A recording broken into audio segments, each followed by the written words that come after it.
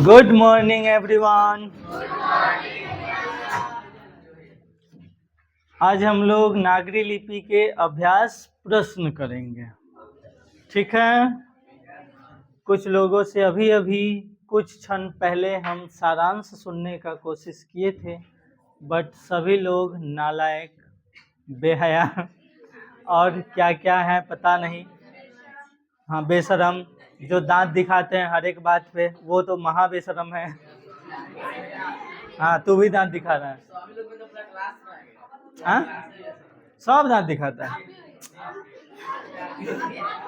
बात बात पे नहीं दिखाते हैं, ठीक है। अगर हम देखो उसको अभी खड़ा किए थे, लेकिन फिर भी वही हाल। तो आज हम लोग इस चीज को खत्म करते हैं, इस चैप्टर को, ठीक है। टेस्ट कभी भी हो सकता है, कभी भी सुना जा सकता है, और कभी भी दुख हरण आपका दुख हर सकता है। हाँ, ठीक है। तो एक एक्स्ट्रा पेन दे दीजिएगा हमको। है मेरे पास, है, रहने दो, लेकिन इससे नहीं दब जाएगा। अच्छी बोला। ओए देखो यहाँ, चैप्टर का नाम था नागरी लिपि। चैप्टर का नाम था नागरी लिपि। चैप्टर का नाम क्या है? नागरी लिपि। और लेखक कौन है? गुणाकर मुले।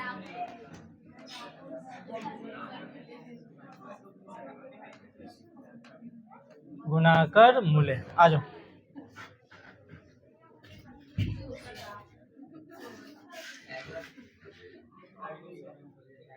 देखो, पहला क्वेश्चन है, ये सब क्वेश्चन आंसर दिया हुआ है पाठ के आधार पे।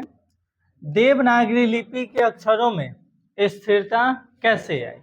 तो देवनागरी लिपि जो है वो बहुत पहले से ही, बहुत प्राचीन से ही ये चलते आ रहा है। कोई भी काम अगर 100 साल 200 साल तक अगर कंटिन्यू किया जाए तो वो काम हमेशा स्थिर हो जाएगा। जैसे आज भी हम लोग को ये चीज़ पता है कि अगर बिल्ली इस साइड से उस साइड जा रही है तो रुक जाना चाहिए। बिल्ली, साइलेंस। बिल्ली अगर रास्ता काटती है तो इसका मतलब कुछ खतरा की निशानी है। इस चीज को, तो ये आज से नहीं है, ये बात पूरे समाज में आज से नहीं आया है, कुछ वर्ष पहले नहीं, ये बहुत पहले से है। ये सिर्फ बिल्लियों पर लागू नहीं होता है, ये जितने भी जानवर हैं उस पर लागू होता है। होता क्या था कि पहले लोग जब भी बाहर निकलते थे रात में, चाहे कभी, तो वो जानवरों की सवारी पर ही निकलते थे। चाहे घोड़ा वाला हो गया, घोड़ा गाड़ी, या फिर बैलगाड़ी, जो भी था वो जानवर लोग ही खींच करके ले जाते। जिस समय मोटर गाड़ी ये सब नहीं था, अब नई इंजन वाला आ गया, उसमें जानवर की जरूरत नहीं है, उसमें उसके अंदर जानवर रहता है, सॉरी, एनिमल्स।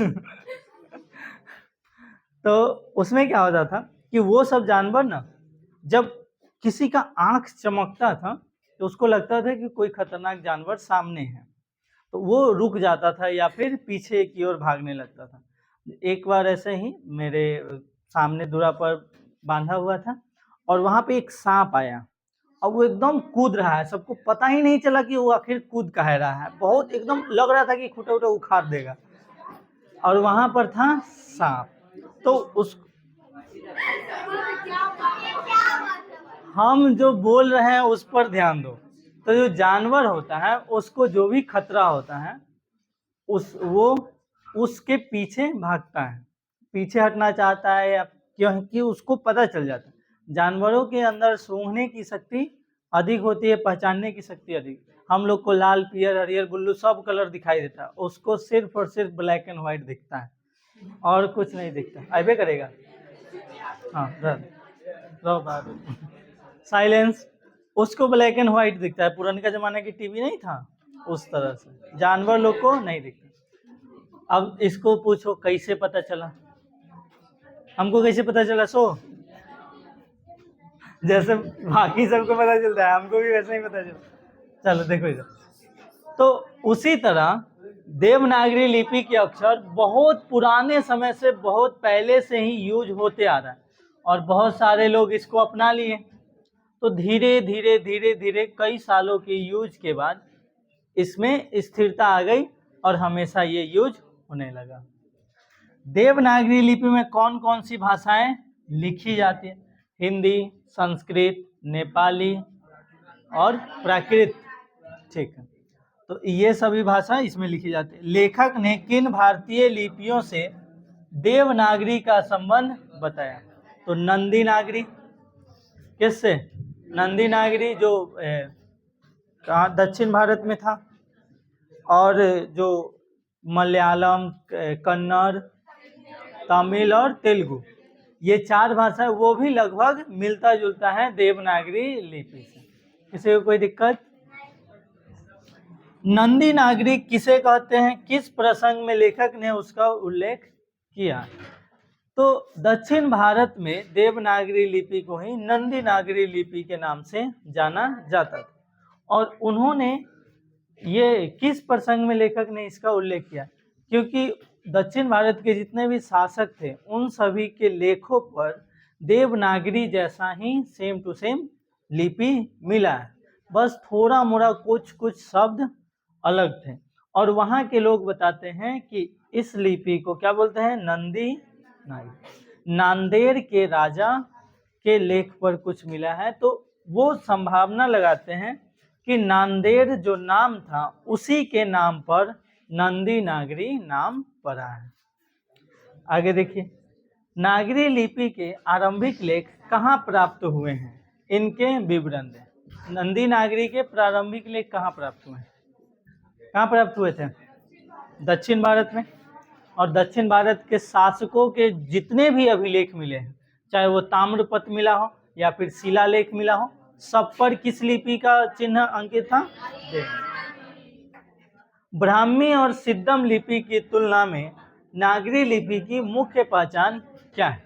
ब्राह्मी लिपि से ही सिद्धम, देखो ये जो ब्राह्मी लिपि और सिद्धम लिपि, ये दोनों लिपि, तुम गुनगुनाने काहे लिए लगते हो? ब्राह्मी लिपि और सिद्धम लिपि और देवनागरी लिपि, इन तीनों में अगर तुलना किया जाए तो सिद्धम लिपि और ब्राह्मी लिपि सिर्फ और सिर्फ दक्षिण भारत में ही चलती है, जिसमें ये लिखा गया है। कन्नड़ भी सिद्धम लिपि में लिखा गया, उसके बाद मलयालम और तेलुगु, ये सब सिद्धम लिपि है। तो ये प्राचीन लिपि है, बेशक प्राचीन लिपि है, लेकिन इसका विस्तार देवनागरी जितना नहीं हुआ। देवनागरी लिपि दक्षिण भारत में, उत्तर भारत में, पश्चिम भारत में और पूर्व भारत में, पूरे में चला। ये जो देवनागरी लिपि है, कई सारे देशों में भी देवनागरी लिपि का विस्तार हुआ, बट सिद्धम लिपि और ब्राह्मी लिपि का विस्तार उतना नहीं। तो इसलिए देवनागरी लिपि का महत्व अधिक है। कोई दिक्कत? उत्तर भारत में किन शासकों के प्राचीन नगरी लेख प्राप्त होते हैं? प्राचीन नगरी लेख किस शासक के प्राप्त होते हैं? बताओ। नहीं पता? हाँ, उत्तर भारत में किन शासकों के प्राचीन नागरी लेख प्राप्त होता है? ये तो खोजना पड़ेगा, किसका प्राप्त हुआ है? खोज के बताएं। ये क्या हो गया? मोहम्मद गौरी। मोहम्मद गौरी का कहाँ पर थे हम लोग? यहीं पर थे ना? ठीक है। ओए, ये तो एग्जैक्ट बुक में लाइन दिया होगा। नागरी को देवनागरी क्यों कहते हैं? नागरी को देवनागरी क्यों कहते हैं? क्योंकि उत्तर भारत में यह मान्यता थी कि जो काशी है वो देवों की भूमि है, और नागरी लिपि वहाँ से ही शुरू में मिला था। तो हो सकता है ये नागरी लिपि जो है वो देवनागरी लिपि कहलाया। जैसे कि दक्षिण भारत में नांदेड़ से प्रारंभ हुआ तो उसको नंदी नागरी नाम दे दिया गया। उसी तरह से इसमें जो गुणाकर मूल्य है वह ऐसा कहते हैं कि देवनागरी उत्तर भारत में हो सकता है कि जो नागरी लिपि है उसकी शुरुआत काशी से हुआ हो, और काशी को देवों की भूमि कहा जाता है। तो इसलिए इसका नाम देवनागरी लिपि पड़ गया। बुक में तो यही दिया गया है इस चैप्टर में।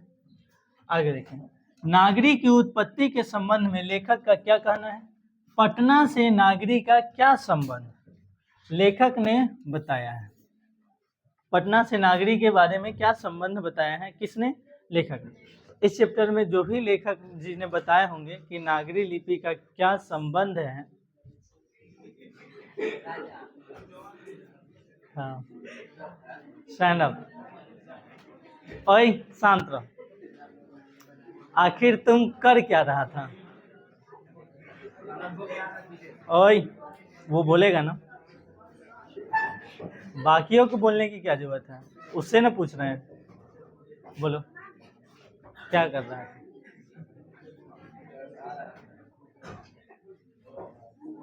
फिर तुम बोल रहा है, उससे ना पूछे हैं।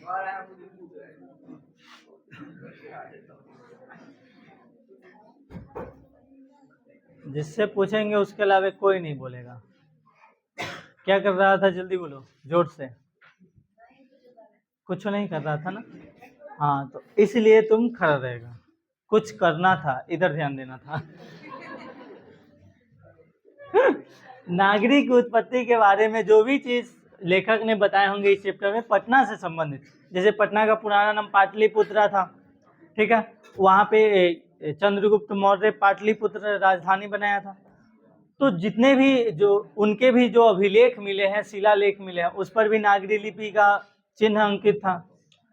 तो जो भी संबंध वो बताए हैं चैप्टर में, उन सभी को लिखना है। नागरी लिपि कब एक सार्वदेशिक लिपि थी? किस समय में नागरी लिपि सब सार्वदेशिक लिपि थी? तो 12वीं 13वीं शताब्दी में, यही ना था जी? ठीक है। नागरी लिपि के साथ साथ किसका जन्म होता है, इस संबंध में लेखक क्या जानकारी देते हैं? नागरी लिपि के साथ साथ किसका जन्म होता है? हाँ, फिर से बोलो। भारतीय इतिहास और, तो ये तो ऑब्जेक्टिव क्वेश्चन है ना। गुर्जर प्रतिहार कौन थे? गुर्जर प्रतिहार कौन थे? हाँ, गुर्जर प्रतिहार एक, बोलो, विदेशी शासक थे। निबंध के आधार पर कालक्रम से नागरी लेखों से संबंधित प्रमाण प्रस्तुत करें। निबंध के आधार पर कालक्रम, देखो ये जो निबंध है, इस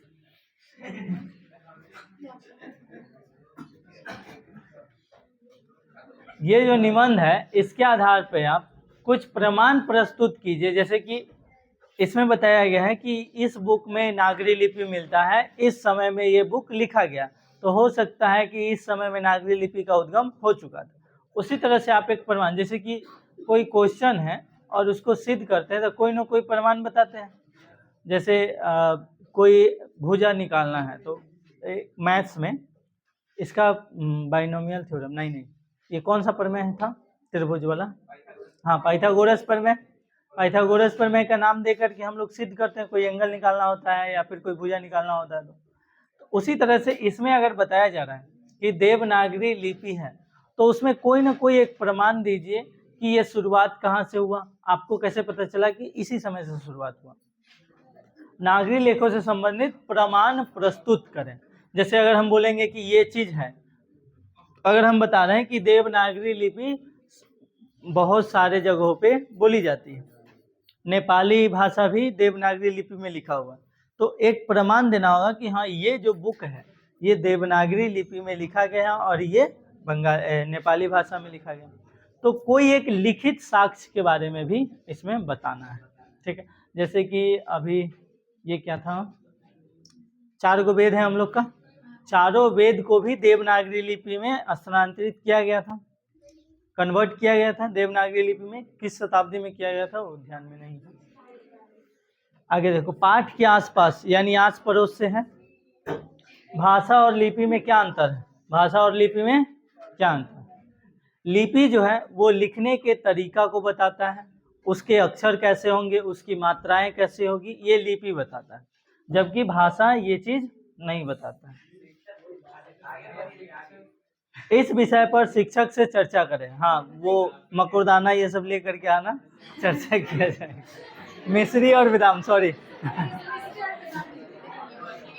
साइलेंस। हाँ, अगरबत्ती। अरे चुप रहो। यहाँ देखो, ओए, दोनों में अंतर क्या है? भाषा किसे कहते हैं? मन में विचार को प्रकट करना ही भाषा कहलाता है। तो जो भी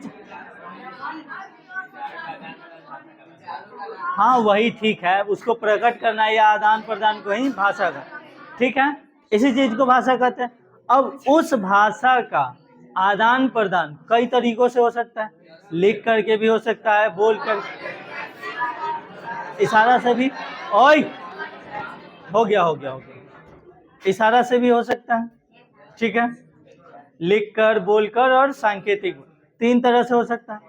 अब किसी चीज को अगर हम लिखते हैं तो लिखने के कई तरीका हो सकता है। कोई हिंदी में लिखेगा, कोई इंग्लिश में लिखेगा, बंगाली, उड़िया, कोई में लिख सकता, हाँ मैथ में लिखेगा, ठीक है। तो वही, तो जो लिखने का तरीका होता है वही क्या होता है? लिपि होता है। लेकिन जो विचार होता है, विचारों को प्रकट करना, एक दूसरे तक पहुंचाना, वो होता है भाषा। तो दोनों अलग अलग है। आप इंग्लिश में लिखिएगा तो रोमन लिपि हो जाएगा, हिंदी में लिखिएगा तो देवनागरी लिपि हो जाएगा, संस्कृत में भी लिखिएगा तो देवनागरी लिपि हो जाएगा, उर्दू का फारसी लिपि हो जाएगा। जो जिस भाषा का जो लिपि है, जो लिपि में लिखाता है, वो उसका लिपि हो जाएगा। तो ये चीज दोनों का अलग अलग है। शांत रहो। तो जब आपको लिपि और भाषा में अंतर करने के लिए आएगा तो आप अंतर कर सकते हैं। देवनागरी लिपि का विशेषताओं के संबंध में जानकारी इकट्ठी करें, उसे बिंदुवार पेश करें। बिंदुवार मतलब पॉइंट के रूप में, ये, ठीक है। देवनागरी लिपि का, जैसे साइंस में नहीं लिखते, अम्ल किसे कहते हैं? तो अम्ल स्वाद में खट्टा होता है, वो नीले लिटमस को लाल करता है, वो हाइड्रोजन आयन देता है, वो प्रोटॉन, हाइड्रोजन नहीं देता, इस तरह से। तो बिंदु के रूप में प्रकट करना है। लगभग 5-6 को पॉइंट लिखिए। केंद्रीय हिंदी निदेशालय द्वारा देवनागरी अक्षरों का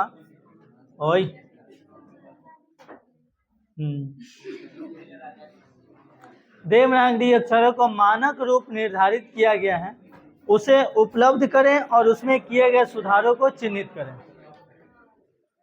जो लोग छटपटा रहे हैं उनसे नम्र निवेदन है, कृपया आप छटपटाइए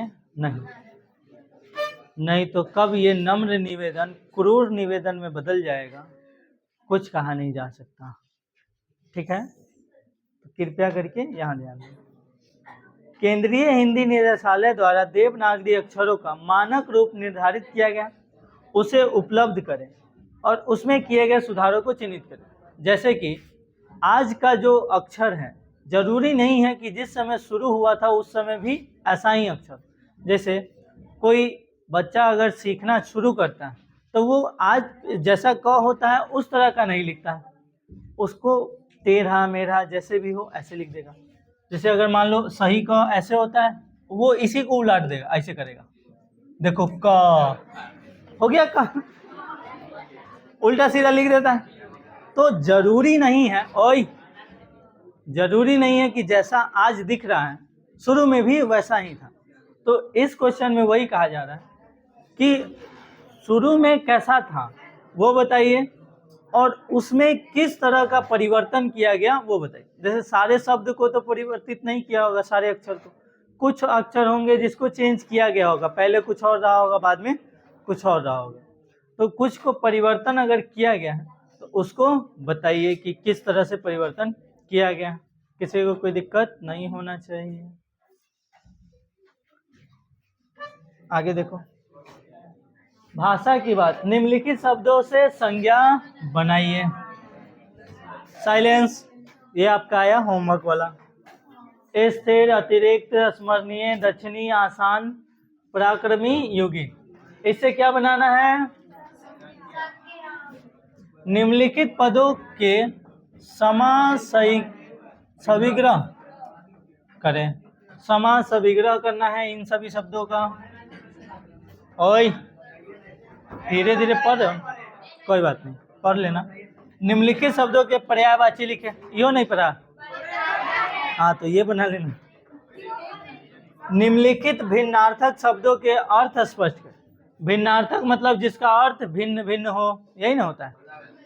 हाँ तो देखो, प्रत्न प्रयत्न, लिपि लिप्ति, नागरी नागरिक, पट पट, देखने में समान लग रहा है लेकिन दोनों का अर्थ अलग अलग होगा, तो इस चीज को अर्थ स्पष्ट करना है। अब देखो शब्दार्थ, लिपि ध्वनियों को के लिखित चिन्ह।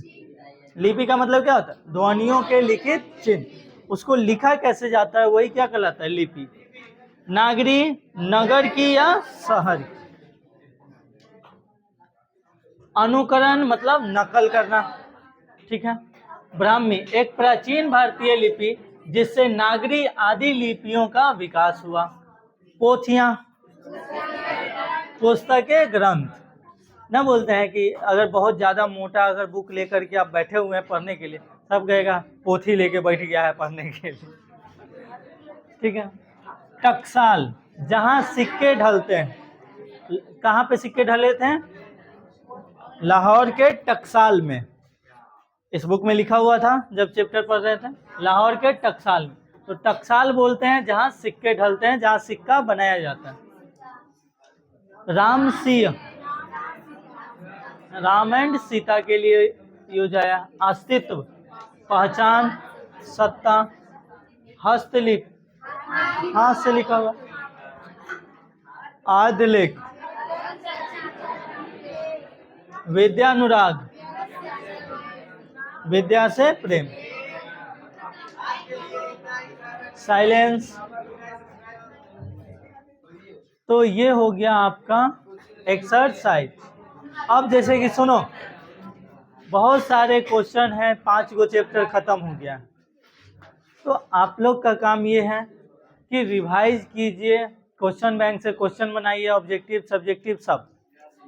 जो भी क्वेश्चन में तकलीफ हो, नहीं समझ में आए, नहीं बने, उसको लिखने का तरीका क्या होना चाहिए, कुछ दिक्कत हो कि हाँ इस तरह से हम लिखेंगे तो क्या हमको पूरा में पूरा मार्क्स मिलेगा कि नहीं मिलेगा, किस क्वेश्चन को लिखने का तरीका क्या होता है, कौन सा क्वेश्चन हम कितने लाइन में लिखेंगे उसका आंसर अगर लिखना है तो कौन सा पॉइंट पहले लिखा जाएगा, कौन सा पॉइंट बाद में लिखें ताकि पूरा में पूरा नंबर मिले। तो ये सब जो भी डाउट ये सब होता है तो वो आप क्लियर कर लीजिए पूछ करके, क्योंकि पूछोगे तब ना हम बताएंगे, संदर्भ के तो बताएंगे नहीं, क्योंकि बाकी किसी को मतलब ही नहीं रहता। जिसको पूरा में पूरा नंबर चाहिए वही इस पर फोकस करेगा, और जिसको पास होना है, और इसमें बहुतों ऐसा होगा जो घरे के डर से चल रहा होगा पढ़ने कि ना जाएंगे तो पिटाई लगेगा, बात सुनेंगे, तो उसको उससे भी मतलब नहीं है, पास हो चाहे फेल हो। जैसे मैं देखो उसको खड़ा है, एग्जाम्पल सामने है, ठीक है ना। तो वो सब चीज हम तो अपने तरफ से पूरा कोशिश करते हैं, टेस्ट भी लेते हैं, क्वेश्चन भी टाइप होता है, ऑब्जेक्टिव लिए हैं, सब्जेक्टिव भी लेंगे, अपने तरफ से हम पूरा चैप्टर पढ़ाते हैं, एक्सरसाइज होता है, क्वेश्चन भी बताते हैं, बोलते हैं क्वेश्चन खुद से बना, क्योंकि हम लिखवाएंगे रटेगा, तुम लोग को सिर्फ हिंदी नहीं पढ़ना है, बहुतों सारा सब्जेक्ट है। हाँ क्या पप्पा, अरे चुप रहो, देखो इधर, हाँ देखो देखो उसको, देखो देखो ढेला फेंक रहा है, जा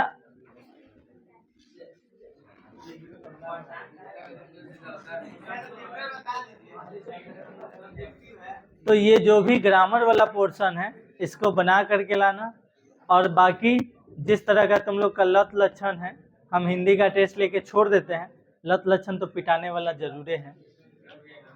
अब की बार जब भी टेस्ट होगा ये भूल जाना कि दया माया दिखाएंगे, क्योंकि ठंड के महीने में मारने का मजा ही अलग है। हाँ मस्त मजा आता है,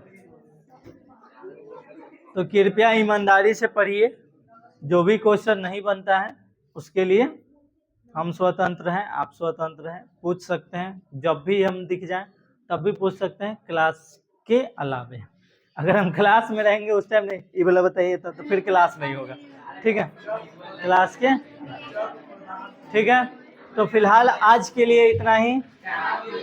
अब होमवर्क क्या मिला है, होमवर्क देख लो। ओए होमवर्क, सबसे पहले सारांश,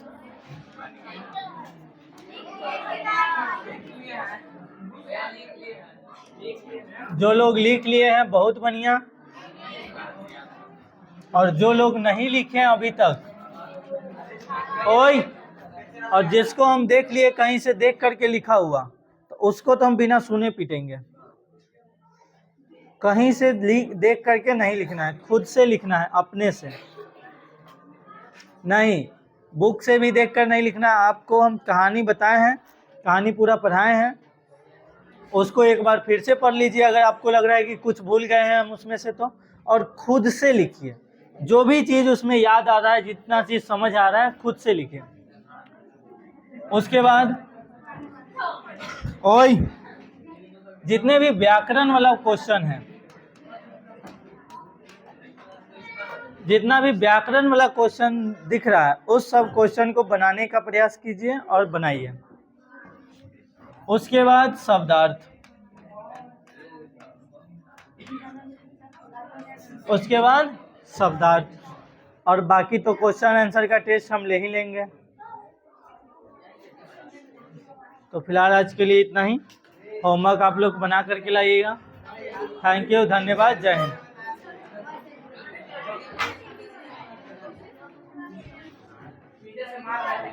पहले बंद कर ले।